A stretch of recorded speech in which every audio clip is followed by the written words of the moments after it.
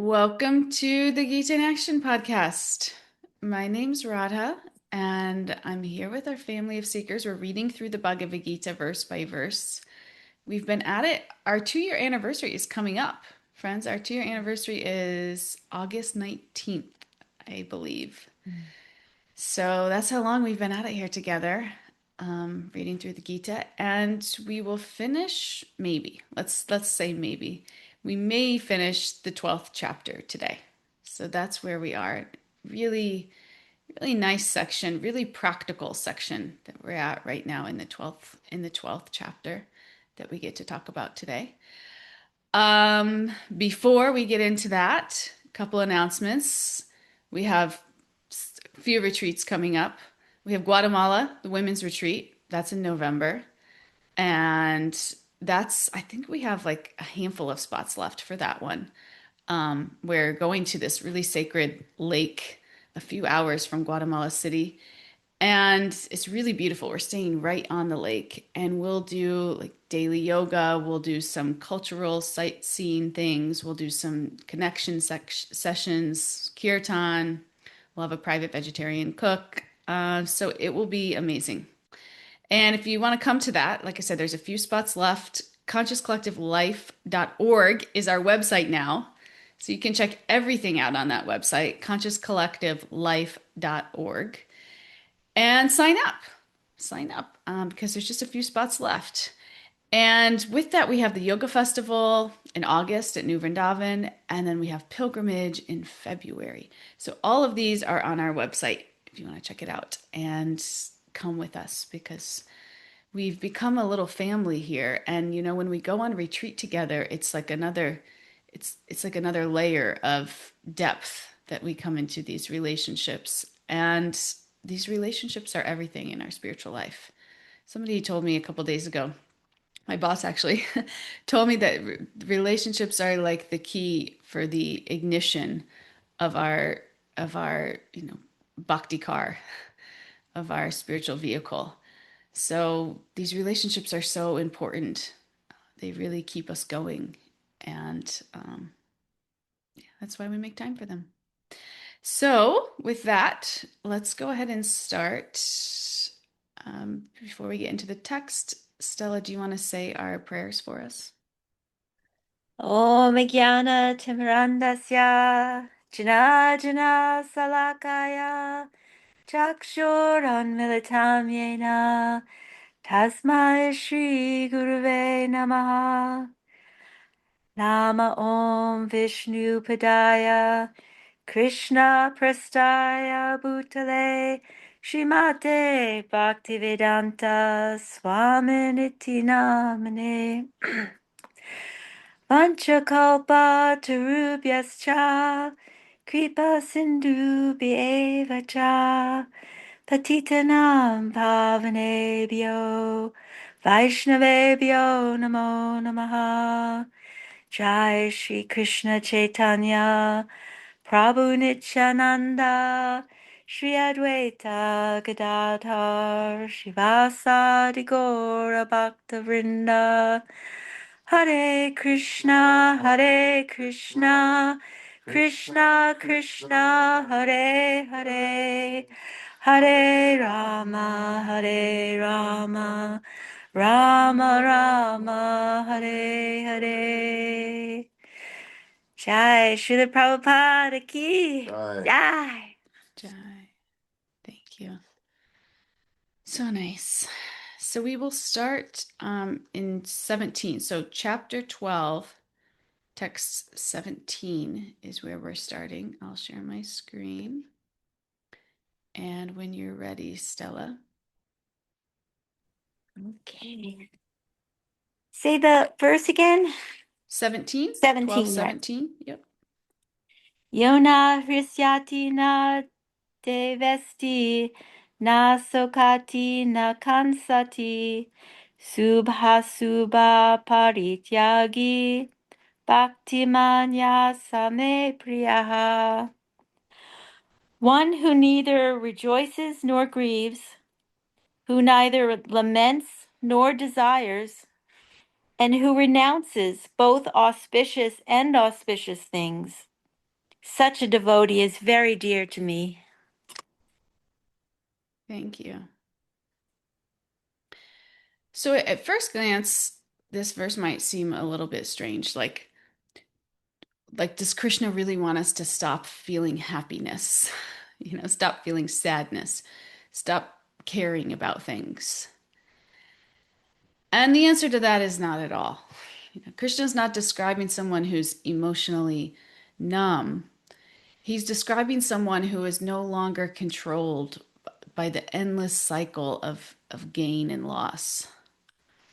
Because the the truth is, most of us spend our time on an emotional roller coaster. Something good happens and we're elated. Then something bad happens and we're completely devastated. We get what we want, we celebrate. We lose what we have, we lament. So our peace is just constantly rising and falling with circumstances. And the problem isn't that we have emotions. The problem is that we often attach those emotions to things that are temporary. So one day somebody praises us and we're on top of the world, and then the next day we get criticized and we're just like completely questioning everything. Or maybe our plans are working one day and so we feel really good, but then the next day they're falling apart and now we're anxious, we're frustrated. And this happens because our emotions are tied to circumstances that are constantly changing.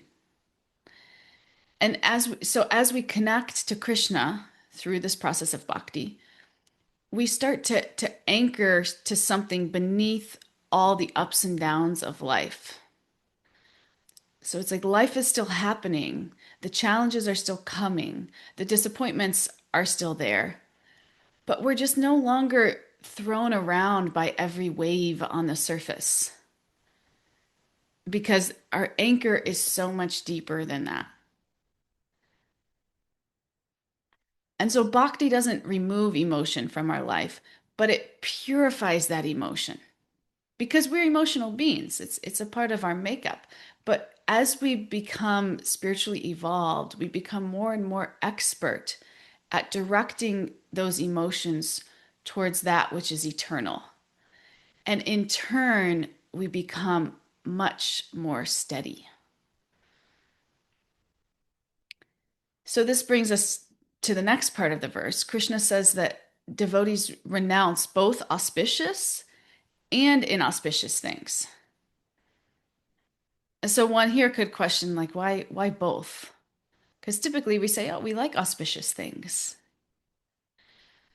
But again, one of the biggest sources of emotional turmoil is that we're constantly labeling things. Like, this is good, this is bad, this is what I wanted, this is not what I wanted. And then again, our emotions are just rising and falling according to those labels. What we've decided is good in our life and bad. Mostly that depends on our level of comfort. This is comfort for me, this is giving me some pleasure, this is not. So that's good, this is bad. But what happens is as we go through life and we get a little bit experienced, we realize that even the way that we labeled some of those things is not really complete. If we think about it, something that we really wanted, like a promotion or a relationship or a house, a certain opportunity. At one time, we may have thought, like, if I get this, everything will be better. Like, this is my gold star. We probably have all had that. Like, I just need to get there. Everything will be better. And then for many of us, we get it and we realize it's not as great as we thought it was. Or it's good for a while and then the excitement fades. And then we're chasing the next thing.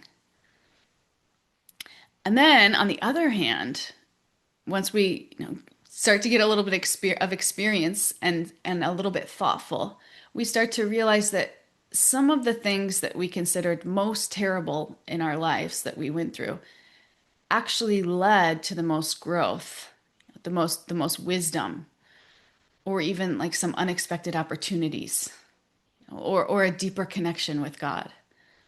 So what we thought was a setback actually turned out to be a blessing. And sometimes what we thought was a blessing actually becomes a distraction. So when we become a little bit thoughtful around this, we start to realize that our definitions of good and bad are not always so reliable. I think about this time in my life that I was quitting. The first time I quit my engineering job, well, I quit it twice. The first time I was going to quit, and then my boss talked me into staying part-time. So I did that, which ended up being a good thing because I was going to leave to manage this yoga studio in Philadelphia. And I got there and realized pretty much immediately that it was not what I thought that it was. And so then automatically, this is bad. But then all of a sudden I have this job in New York. I have this, I have this apartment in Philadelphia with this job that I then decided I didn't want anymore. So then I'm like, oh, this is now. So what was really good and I was excited about then was all of a sudden really bad and I was not excited about it. And then the next day I met my husband. So then it's good again. It's just like we can't really judge a circumstance. And now when I look back on that, it was like, I had sold everything. I had walked away from a really good job opportunity. It was a very kind of unsettling time in my life.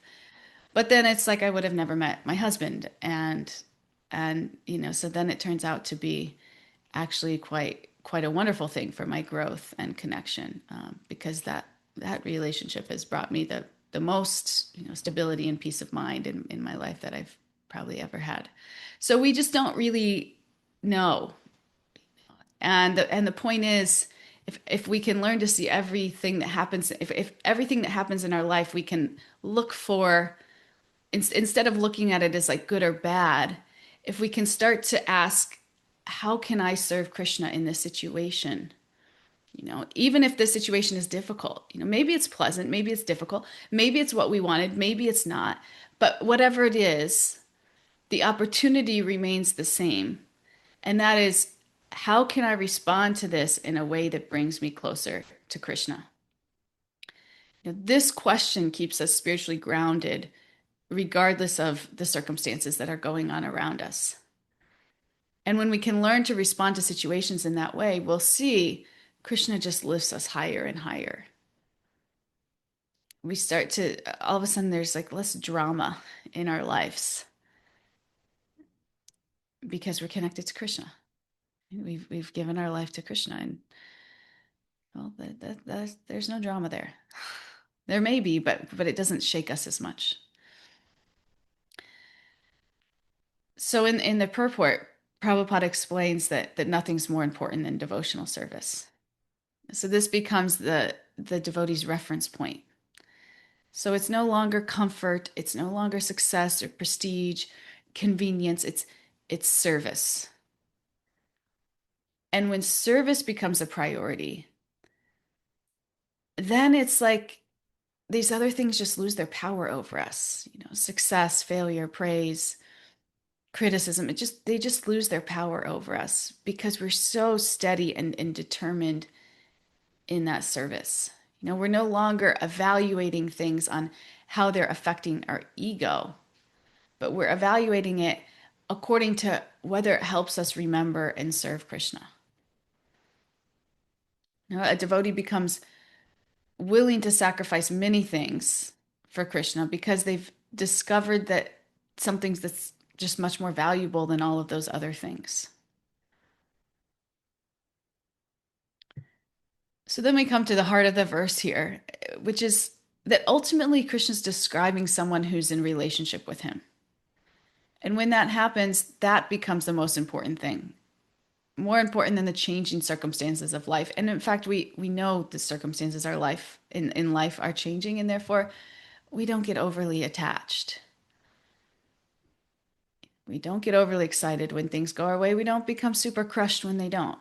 And this isn't because we don't care. It's just because we're rooted in something much deeper. And we found a connection with Krishna is much more valuable than the temporary things. So a conditioned soul will ask, is this good or bad for me? They'll see things like that. A devotee will ask, how can I serve Krishna through this? And because of this shift in consciousness, this is what allows a devotee to remain steady through both happiness and distress because they're just connected to a much deeper, more refined source of happiness and pleasure. This is a beautiful thing about bhakti. So for us, we can reflect on, when something unexpected happens in my life, do I immediately go to, is this good or bad?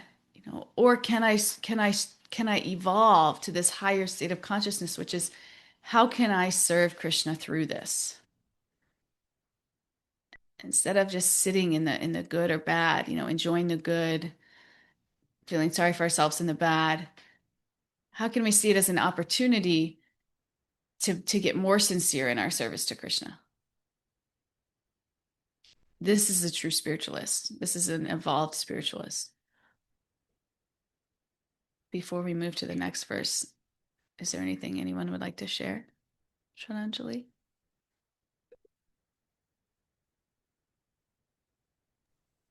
I just put in the chat, like, when you're really happy, but if your happiness depends on like owning something, or it's just mine, like it's harder to share it.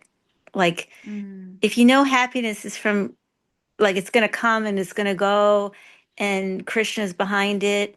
I don't know, I find it's like easier to share your happiness with others because it's not yours, it's Krishna's. mm, Like, yeah. it's like you can feel deeply happy, um but you're not defending it. You could share it. I don't know. I've Mm, been finding that more and more, that if I think when I'm really happy, I can be happy. I'm really happy to be happy. But it's like, thank you, Krishna, you yeah. know? Direct it back to Krishna. Yeah, whatever we're experiencing. Really nice. Thank you. My boss asked me yesterday if I was an emotional person. He's like, "Are you an emotional person?" And I was like, I kind of had to think about it a little bit. And I was like, well, I don't, I think I'm not super attached. This is just like in my astrology. Like in my astrology, it's like you would be happy just sleeping on the ground. Like I've always found myself with, I live in a decent house, but I've also lived parts of my life where I've had no money, couldn't even buy toilet paper, growing up. And I wasn't any more or less happy. And same with like my job situation. I had a really great job. I had a good amount of prestige, a good amount of control, influence. And then, now I'm an assistant to my boss, and that doesn't really bother me either. And it's not even like it's been kind of an evolution. But I recognized in that question that the more that we are attached, the more emotional that we tend to get. It brings out the emotion in us because we're attached to it. If we lose it, we're upset. If we get it, we're happy. But if we understand that these things aren't going to bring us happiness, real happiness, and if they do, we're just going to be upset again when we lose it, then it kind of helps us also. It's kind of a cycle. We can kind of pull back maybe some of our attachment to things when we realize they're not really the source of our happiness. So it was an interesting question, are you emotional? I was like, That being said, there's definitely things that I'm emotional about. And then I got to kind of identify those things, and where that comes from, what I'm making those things mean about myself and my identity and my value. So it's a good exercise even to kind of ask yourself, like, what do you find yourself to be the most emotional around? And where can we refine that? Anyway, okay, should we move on? I kind of had a thought about sort of Yeah, related. Annie. Yeah, so thinking about manifesting, and like you think you want some, like if you're very specific in what you're trying to manifest, it's like we don't have the big picture like Krishna does. I was thinking Mm, about like wanting a specific job in a specific hospital or something. Like it just, if I'm sitting there concentrating on that job, it might not even be the right job for me at the right time. And that's an attachment, right? I want that job. And it might be that I'm meant for a similar job, but just not that one. I've just been thinking about that with this verse, how if you're manifesting something so specific, maybe you're wrong. And, Yeah. Krishna's gonna, like, if it's meant for you, it will come. And like letting go of that sort of Yeah. super goal of wanting a specific thing. Um, That's beautiful. Beautiful realization. It's like you can get in your own way when we become too attached to tunnel vision. We think we know. We don't understand that our vision is finite. So we're mhm. just pushing so hard, and then it's actually ends up not even the thing that was for us, but because we were so tunnel vision focused on that, we didn't allow for any other opportunity to become present. Right, Yeah. yeah. I actually think this sometimes in like relationships, like I was in some bad relationships in my 20s and stayed way longer than I should have. And I feel like, it's the to the degree that you like I'm still in this bad relationship, I'm like not open to any other, healthy relationship. It's like that's what happens when we become overly attached. And just focused on something that you miss out on other things and other opportunities and mm, Yeah, right. Whereas if we're attached to Krishna, if that's where we're really trying to like redirect, and this is an effort, it's a discipline, it's a practice. This isn't something that you just wake up and are all of a sudden can do. But if we start to become more conscious of it and start to consciously redirect our attachment to Krishna, what happens is he directs our lives. And then what happens is it actually turns out much better than any way we could have really done ourselves. And it's much lighter and much more fulfilling, because yeah, it's it's so through strange how different it would relationship. feel like to yeah, like whatever he wants for me or whatever's happening that is right for me that he's directing, just want that. And then it's so liberating, but it's also, I don't know, you're also wanting something too, but you're wanting this kind of best for you thing that he might that he would direct in life. Yeah, it's very freeing, but it's this yeah, it's so interesting to me. Yeah, and that's actually the second part of my story when I moved to Philadelphia, and it was like I was realized right away, I'm in this rat-infested apartment. I now have, my money is much reduced. This single lady in Philadelphia. I have half a job here and no job here because I whatever. Anyway, it was a really intense situation, but usually what I would do there, like my default mode would be just to like freak out, sit in anxiety, and then there's just like drive, drive, drive, figure out what the next step was for me. Like I could not sit in any level of uncertainty without knowing, without controlling. That would make me so uncomfortable. But at that time, I had started, this spiritual practice. And so I just tried this on. I just tried on taking shelter of my sadhana, and I really got serious about it, like waking up early, chanting for two, doing meditating for 2 hours in the morning, studying. And I just sat with this really uncomfortable level of uncertainty, which for me is like the worst thing in the world because I'm a controller, right? So just sat with it, sat with it, sat with it. And a few months later, this new job opportunity came just literally like right into my lap, which requires me to move to Pittsburgh, but which was actually like much better than any of the jobs that I had before. It was like quite an upgrade in every way possible. And I didn't even realize how much moving to Pittsburgh would be an upgrade for my spiritual life. So it was just, I didn't have to over endeavor. I didn't have to force. I didn't have to control. It just took shelter. And then I saw firsthand how that all kind of arranged and is really beautiful. And it's a much less anxiety ridden way to do it.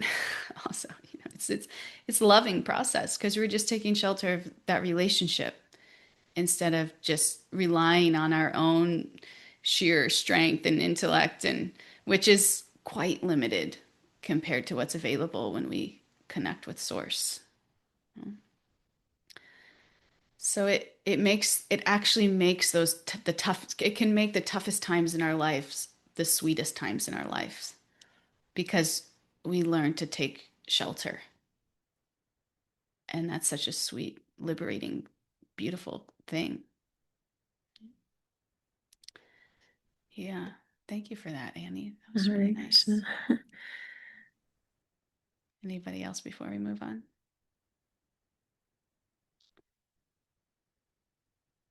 Okay, we are now 1819. One who is equal to friends and enemies, who is equiposed in honor and dishonor, heat and cold, happiness and distress, fame and infamy, who is always free from contaminating association, always silent and satisfied with anything, who doesn't care for any residence, who is fixed in knowledge, and who is engaged in devotional service. Such a person is very dear to me. Mm. That's like your story in Philadelphia. You weren't fixed to that residence. I was certainly not fixed to that residence. It was my husband has a funny story when he picked me up for our first date from there. He thought he was getting what words is it? He uses the word catfished, like where you think somebody's something and then they're not, because the neighborhood that I was living in was like pretty, scary. He was like, who is this person who's, says she's all these things, but she's living in this kind of shady neighborhood. So that was, I was certainly not attached to that, but it was sweet. I also didn't mind it. Okay, so in this verse, devotion is more than emotion. That's what we really want to take away from this. Now we start to see this pattern emerge. Like Krishna saying, equal in happiness and distress, equal in fame and infamy, is satisfied with whatever comes, unaffected by changing circumstances.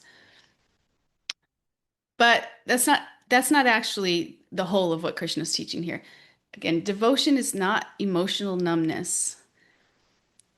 You know, and devotion is also not measured by how intensely we feel. Sometimes we think if we're sitting in a kirtan and we feel that high, we're like, oh, this is the pinnacle of my devotion. It's like not necessarily. Devotion is measured by dedication. Many people think that devotion means emotion, but and certainly emotion is an important part of any loving relationship, but relationships are built on more than just feelings. Anybody who's been married longer than 5 years, knows that relationships are built on more than just feelings. It's like we can feel like a mother who has a kid who's fallen and is seriously injured. In that moment, she may feel like fear, panic, grief, concern. She may feel all these things, but what matters most is her willingness to do what the child needs in that moment. She has to put aside her emotions and act in service. And therefore the relationship is expressed not merely through feeling, but through dedication. And so the same thing happens, the same principle applies in our relationship with Krishna. Spiritual life, it's not primarily about chasing spiritual feelings. It's about learning how to serve with steadiness and sincerity and love. And emotions can sometimes get in the way of that. That was Arjuna's struggle. At the beginning of Bhagavad-gītā, Arjuna's emotions were overwhelming him. Emotions that are misdirected can get in the way of that. His compassion for his relatives, it was real. His grief was real, his confusion was real. But these emotions were preventing him from carrying out the service that Krishna really wanted him to perform. And so what we see is Krishna, gives like open heart surgery to Arjuna. And it's not to make him heartless, but it's to help him become steady enough that his emotions are no longer obstructing his devotion. And so this is why Krishna repeatedly praises equanimity. Not because he wants us to stop feeling, but because he doesn't want these temporary emotions and circumstances to pull us away from our deeper purpose.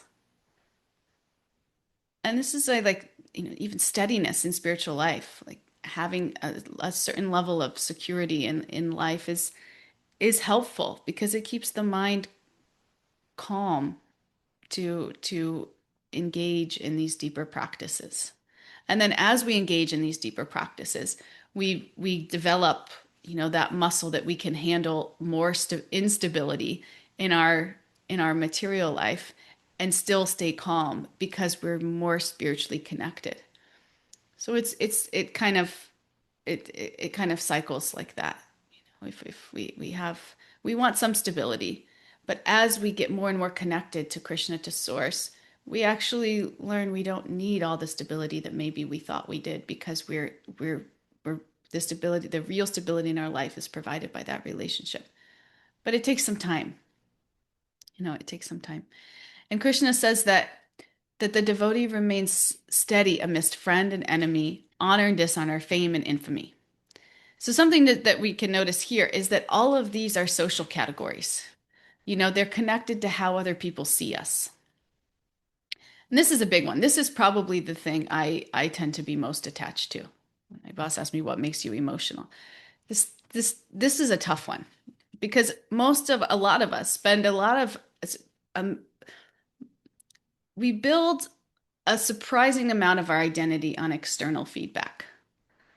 We feel valuable when we're appreciated. We feel secure when we're accepted. We feel important when we're recognized.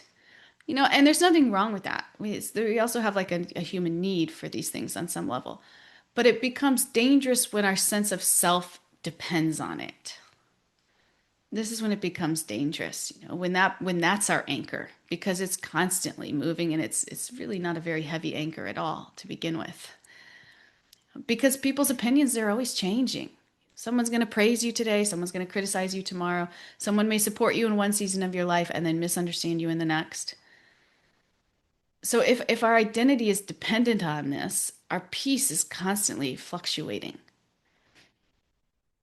But again, a devotee learns to root their identity somewhere much deeper, and that is in the relationship with Krishna. Not in social status, not in popularity, not in reputation.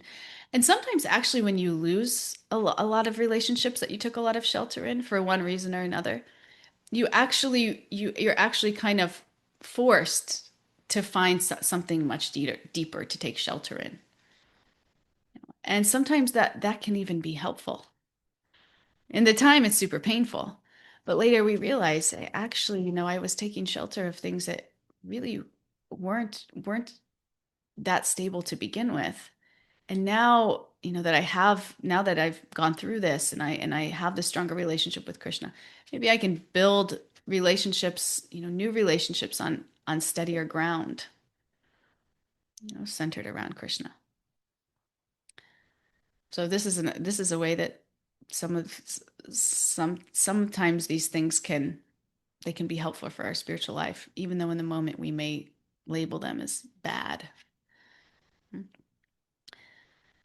So one of the most beautiful phrases in this verse is that Krishna says a devotee doesn't care for any residence, like Stella pointed out, doesn't care for any residence. And this can sound strange, but Krishna's speaking about something deeper than a physical location. Something deeper than a physical location. Most of us are constantly looking for a place we belong, a place we feel home. We feel at home, but a devotee has already found that home. And that home is an internal home in their relationship with Krishna. It's no longer just a place, it's a relationship. And again, when this relationship becomes the foundation of our life, external circumstances just lose their power over us. It's really a beautiful thing. I mean, this is real strength, and it comes from connection. A lot of times we think strength comes from like, I can do it myself. I'm strong. I'm independent. We think this is strength, but actually the real strength comes from connection with Source. Because then we're plugging into that which is infinitely strong. And that's supporting us. This is the real strength. So when all these qualities come together, this picture starts to emerge. A devotee's not indifferent. They're not detached from life. They're not emotionally frozen, but they're fixed in something deeper than changing emotions, circumstances, social status. They know who they are and they know who they belong to. And because of that, they're able to remain steady in service no matter what comes. And so this is a person that Krishna says is very dear to me. It's very sweet. And it takes time, but it's available for all of us through this bhakti practice. It's available for all of us. Should we move to the last verse of the chapter?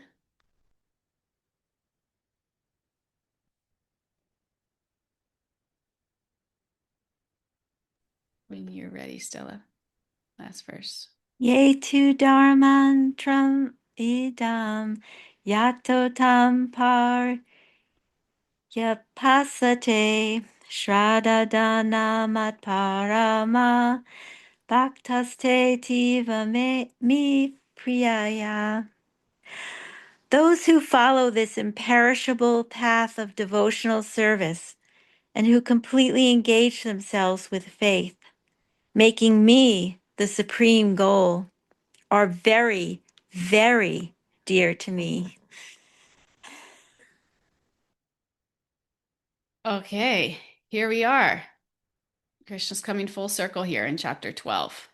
Because at the beginning, if we remember, at the beginning of the chapter, Arjuna asked which path was best. And Krishna answered that those who worship him with faith are most intimately connected to him. And so now we've gone through this journey of chapter 12. Krishna's described all these beautiful qualities of a devotee, compassion, humility, steadiness, freedom from envy, so many things. And then Krishna ends by returning to this very same point, which is faith. Those who follow this path of devotional service with faith, making me the supreme goal, are very dear to me. So it's almost as if he's saying, if you remember one thing from this entire chapter, remember this, and that is to have faith in this process. Keep going, keep practicing, keep coming back.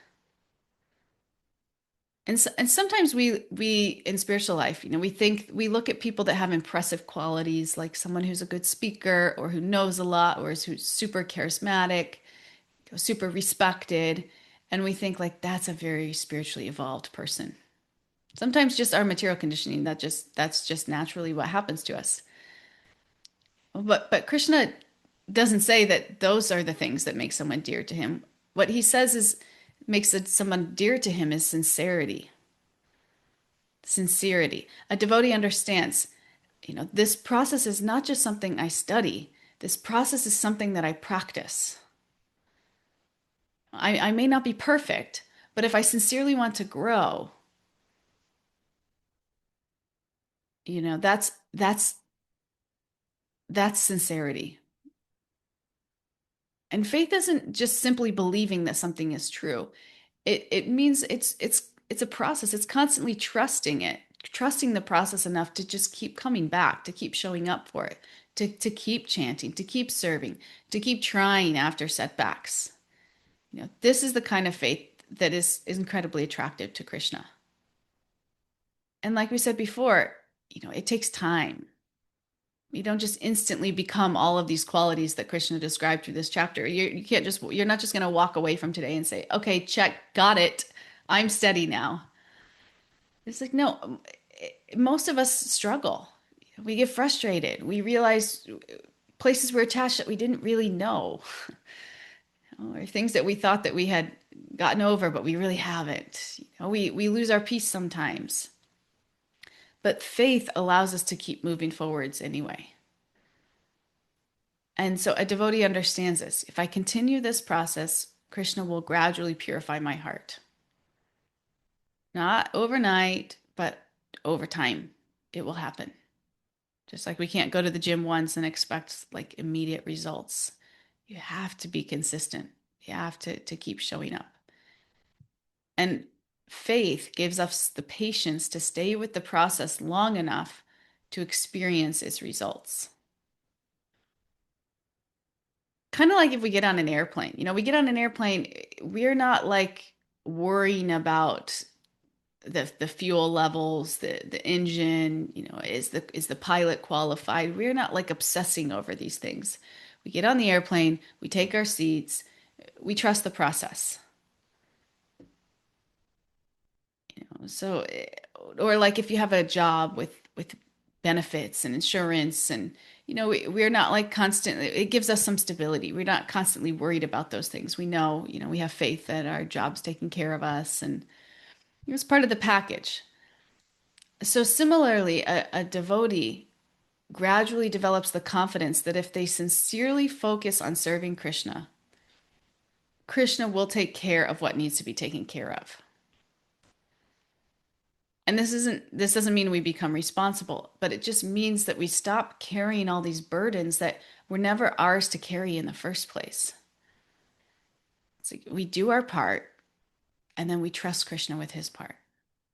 So you just try this on in something in your life, something that you're struggling with, something that there's a lot of uncertainty around for you. Like instead of spinning your material wheels until you're just like exhausted, depleted, anxious, you know, just take more shelter in your sadhana. Do something in your life just like that's a little bit higher of a sacrifice for Krishna. If you're not a person that wakes up early to chant, maybe try that. Or whatever it is, like just something in your life, make some kind of sacrifice, some kind of show up for Krishna in a little bit bigger way, consistently. We can't just like do it once and then expect that our problems are solved. It's like consistently do this, but faith in the process and show up. And at the same time, kind of try to release some kind of control over what's really bothering you. And then watch Krishna's magic in your life. Because it will happen. This is the process. I can guarantee it will happen. And if it doesn't, if you try this and it doesn't, call me because I want to talk about it with you. So, oh, one of the most encouraging things in this verse is that Krishna isn't asking us to already have all these qualities. He understands most of us are still working on them. He's just inviting us to begin, to practice, to try, to keep moving towards him.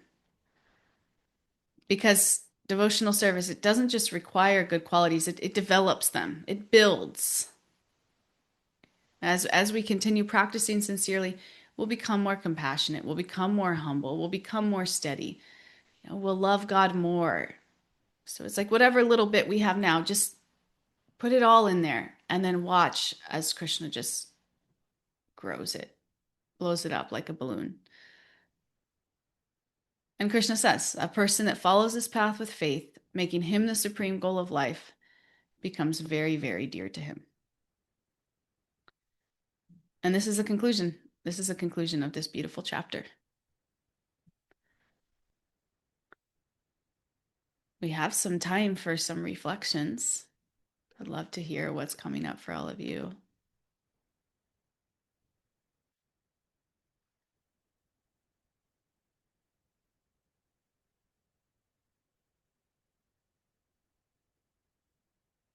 Somebody break our ice. I'll break it. Thank you, Carla. I found this very interesting where you highlight who does not who doesn't care for any residence, and I just find that so interesting, and it just shook my brain a little bit, my mind or my nervous system, whatever part of me, and I was like, it to me it speaks to this sense of like non-locality, and and as I'm saying this right now, it's like the only location is actually the one that I'm carrying with me. Wherever I go in, the material realm, Prakriti, and that just, I don't know, I just love that. I don't know if it's, you know, anything but just a personal reflection, but there's something about that where it's like I'm carrying it with me. And I also really appreciate just exactly what you said about, you can't go to the gym once and expect to be like, ta ta ta ta ta, fabulous or whatever. And I work with a lot of people, and it's a practice. It's just a practice. It's a coming again, and it's just so many different ways of trying to explain that same thing. And in some capacity, I have no ability to explain it except for showing up in the way that I do with my own, hopefully a deep sense of integrity. Mm. I appreciate you all. Thank you for listening. Beautiful reflections. Thank you, Carla. So nice. Aaron. Hare Krishna. Thank you for this beautiful class. I was just thinking when you were saying like, kind of like that challenge of like, what's one thing we could do for Krishna and like try it out. And while I could always do more, always, I feel like for me, some of it is also just like a reframing of like what I count as service and like what I deem qualifies. Because I have recently realized that's like a huge issue for me of like really discounting like myself or my service, like and trying to reframe like um anything I do and how I critique even chanting. I can tell you ways that it's, inattentive and it could be so much better and like I'm not always thinking about Krishna, like but just like how I like qualify things as like service or not. And like even coming to this podcast, and my initial thought is like, well, this is Radha's service, but like thinking about like us all being here as a service and like, yeah, just, because I think it's, right, everything about bhakti is the intention, right? So like you could be doing anything externally, but internally having it like focused and in a way being of service, and the I think the opposite is true. Like I can be at the temple and doing things right and not be like in a mood of service at all. So um I think for me it's just like really investigating this reframing of like, yeah, what I consider like valid and qualifying, um and even the fact that it's like me considering it, right? Like just do it and offer it and let it be what it is. But I have like, just I have to like overthink this percentage of my day thinking about Krishna, or I just worked for 8 hours and like didn't think about him once, or like, um so yeah, just thinking about all that reframing and redefining. Hmm. Yeah, so nice. Because service is a consciousness. Somebody could be doing huge, seemingly huge things outside on the outside externally, but inside they're doing it all for their ego. And in that, it's not really the service that we're talking about here. Or somebody could be doing something seemingly small, but they're so surrendered and they're doing it with such love and care. Really that service is higher. Service is a consciousness, and that's for us to remember. But as our intention becomes purified and our service becomes pure and pure, Krishna will empower us more and more to do bigger and bigger things. But by that point, we won't be so attached because we're so connected and we're relishing that relationship, and that's really the point of it all. It's that relationship, right? Yeah. Hare Krishna. Hare Krishna, You Kalajanji. just like just focused on exactly the two things I've been thinking about. I love what both Erin and you are saying about service, and we were just last night reading in Bhagavatam about about having a service attitude in everything we do, in our occupations, in our work, in our jobs. That if we have if we are serving, if we have that attitude, if we have Krishna in our hearts, everything we do can be service. Everything.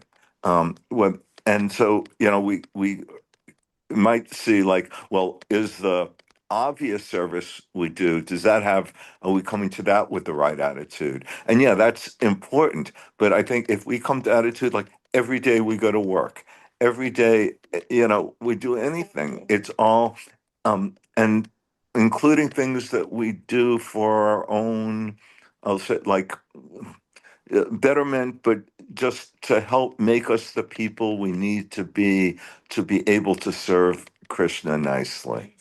Um, and then that took me exactly where you went with it, which was relationships, right? I mean, that's what we're trying to do here, right? That isn't that really the goal is to form and sustain a loving relationship with Krishna. And in all of our relationships, like you say, you can't just like show up and be nice to someone and suddenly you have a relationship. It requires that consistency. And that when one is developing a loving, like, how do we move from attraction to relationship? And it's, yeah, by doing things, by thinking about that other person, by doing things, by making sacrifices. I mean, and all of these things that I think we know about our relationships with other people. I mean, that's our relationship with Krishna. So thank you. I think this is just a beautiful class. Thanks so much. Beautiful. Thank you. Such profound realizations. Thank you, Kalachandji.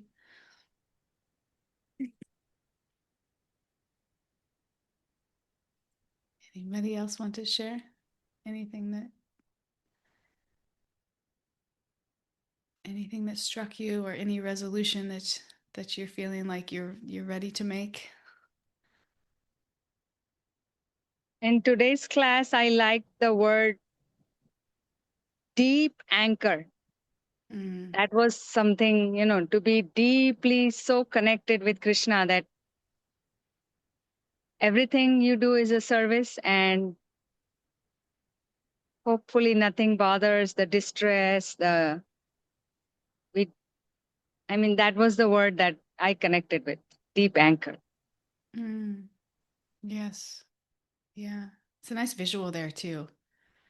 And it makes sense. Like if the anchor, like it's very deep in the ocean, it's not subject, deep in the ocean, it's not subject to all the little ripples and waves. But if we're just operating at the top, at the surface, then we're just constantly thrown around by those waves. So we need to be deeply anchored to that relationship. Yeah. Really nice. Might be White Lake in Dallas. I don't know White Lake, but that sounds like a nice one.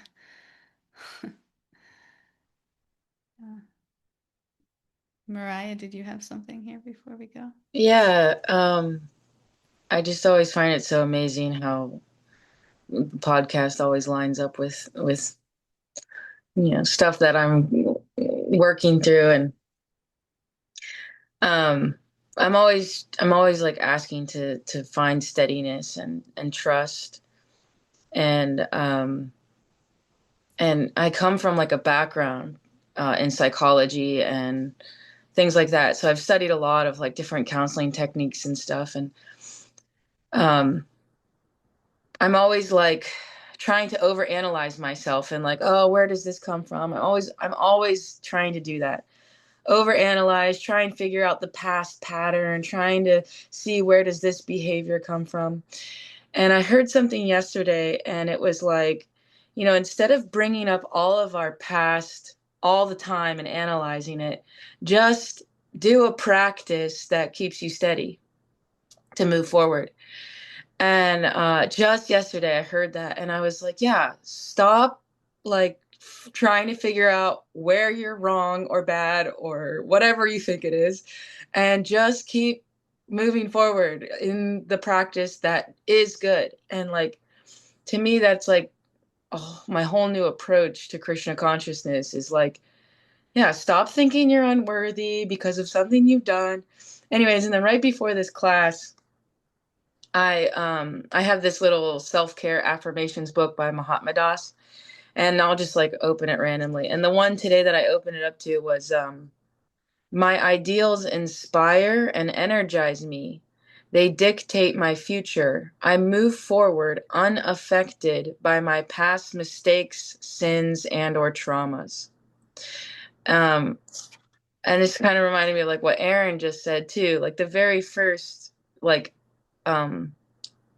elaboration on that self-care affirmation is, sometimes we let ourselves down or even hate ourselves for the way we behave. This is common in religious spiritual circles because so much is expected of us. And then it goes in to say, Rabindra Swarup Prabhu writes, when we have an idealized view of how Krishna conscious we should be, it makes us feel that we are falling short of who we must be to be acceptable and worthy in the eyes of Krishna, our gurus, and the devotees. And this leaves us with an I wish I wasn't me, but more like him or her feeling, leaving us with the sense that something is wrong with us, perhaps uniquely wrong. So we feel uncomfortable in our own skin. And then it goes on to keep explaining, like, you know, this isn't like our devotional service, where we're at, we're human. Krishna accepts every little bit that we give. And if we just keep staying steady, we're going to keep becoming more and more steady. And yeah, so I don't know. I just wanted to share that. And yeah, let go. Like for me at this point in my life, it's like, okay, I've analyzed my past enough, let it go and just keep moving forward, you know, just keep staying steady. So yeah, thank you. Beautiful. So nice. Thank you. Thank you for sharing. Thank you. Thank you all for sharing. And that's all we have for today. So we'll see you on Monday. Is it Thursday? Yeah, we'll see you on Monday for our chapter 12 overview. We finished the Bhakti section. So we'll be moving on to the Yan section. Okay, thank you all. Hare Krishna. Hare Krishna. Hare Krishna. Hare Krishna.